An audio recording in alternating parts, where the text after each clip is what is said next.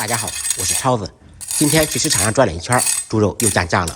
我们这里7块5一斤，花15块钱买了2斤五花肉。今天给大家分享一道网红小吃——脆皮五花肉。趁现在猪肉便宜，大家可以动手做起来，嘎嘣脆，嗷嗷香。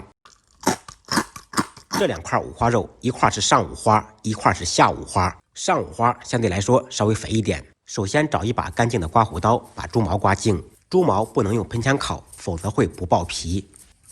处理干净以后，在瘦肉的一面改十字花刀，间隔2厘米左右，深度为五花肉的2/3。经过改刀腌制的时候更容易入味。切好一面，掉过头来切另一面，刀口深度同样为五花肉的2/3，不要切断。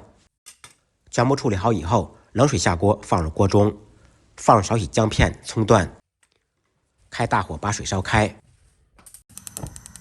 水开以后撇掉浮沫，在锅中煮5分钟左右。这一步可以有效的去除猪肉的腥味。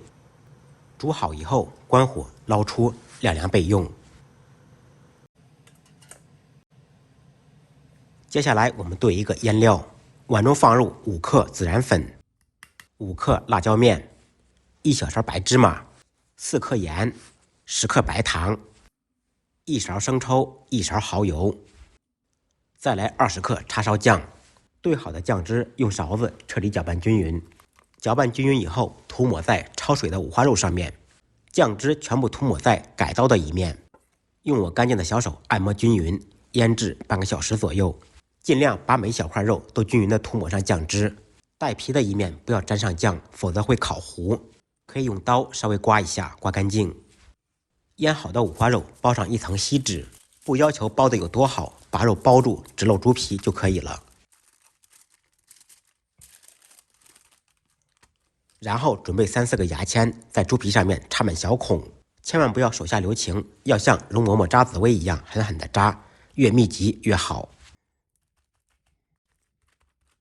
然后涂抹上一层白醋，再撒上1小层食用盐。再次用我干净的小手涂抹均匀。白醋和盐是爆皮的关键，这一步千万不能少。烤箱提前预热，处理好的五花肉放入烤箱中，上下温度调到160度，烤30分钟。这半个小时主要是把五花肉的油烤出来。烤盘放在烤箱的底部，半小时以后打开，把烤盘放在烤箱的上面。